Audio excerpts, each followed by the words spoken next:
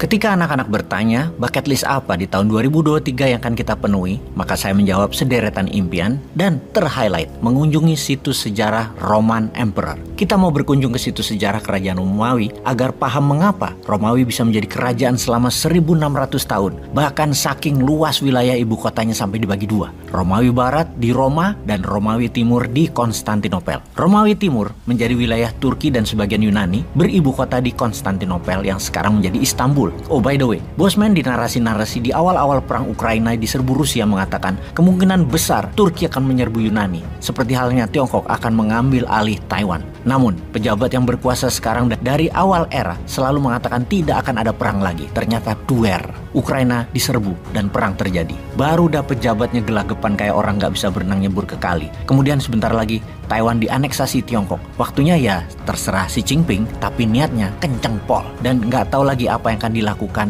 oleh pejabat yang berkuasa. Pastinya bingung berpihak kemana. Dagangan yang bergantung pada Tiongkok jadi hilang. Indonesia bisa bangkrut padahal gak ikut perang. Saking gedenya kebergantungan pada Tiongkok yang tidak ada antisipasi lainnya. Cinta buta banget dah dengan Tiongkok. Dalam perang Ukraina, Rusia mengambil Ukraina bukan hanya menahan serangan NATO, namun romantisme sejarah Alexander the Great dan Uni Soviet masih ada dalam benak Putin.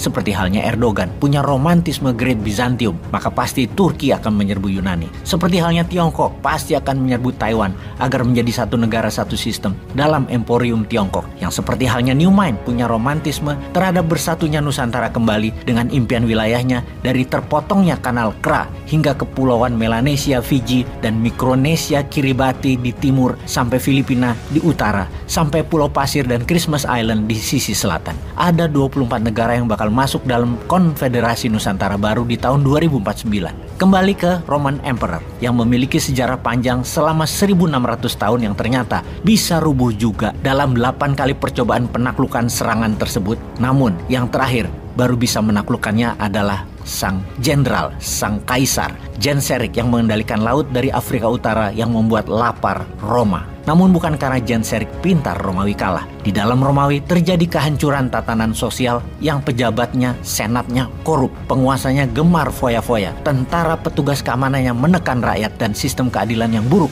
hanya memihak yang bayar.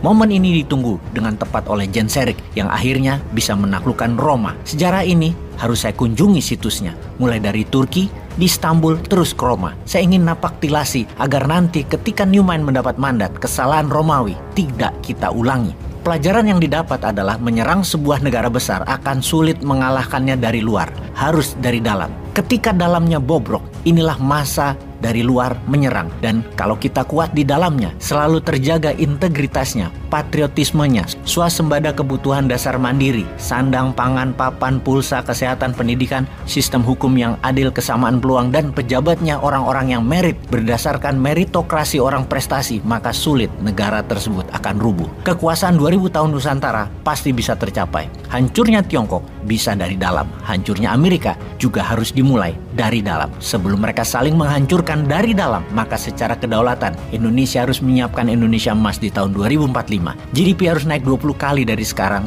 dalam 22 tahun ke depan. GNP minimum 30 triliun. Mimpi, ya memang mimpi. Namun selama masuk dalam pikiran Anda, maka semuanya bisa terjadi. Anda tidak perlu percaya sekarang, cukup masukkan saja ke otak Anda tentang misi Nusantara baru atau Lemurian baru deh, biar lebih powerful. Mengapa saya ingin belajar tentang Romawi? Karena beberapa tahun yang lalu kami sudah mempelajari sejarah yang saya sangat minati yang lainnya, yaitu sejarah Andalusia. Kita semua tahu usia negara Indonesia belum sampai 80 tahun. Andalusia pernah menjadi pusat peradaban Islam dunia yang wilayahnya mulai dari Persia, Arabia, hingga Eropa selama lebih kurang 700 tahun.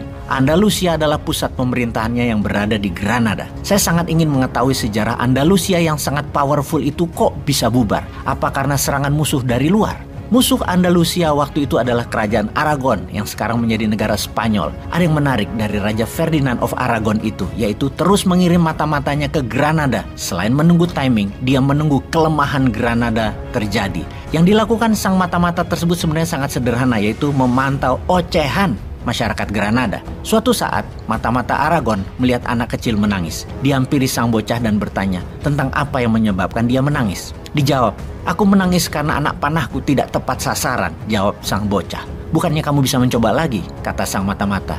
Jawaban sang bocah cukup mengejutkan. Jika satu anak panah saya gagal mengenai musuh, apa mungkin musuh memberikan saya kesempatan untuk memanah lagi? Mendengar ocehan bocah tersebut, sang mata-mata menyarankan kepada Raja Ferdinand untuk tidak menyerang Granada saat itu. Anak kecilnya saja sudah begitu, gimana orang-orang dewasanya? Beberapa belas tahun kemudian, sang mata-mata kembali ke Granada dan dilihatnya dua orang dewasa secara terpisah. Yang satu bersedih, yang satu menangis. Dia pun bertanya kepada yang bersedih, "Mengapa kamu bersedih?"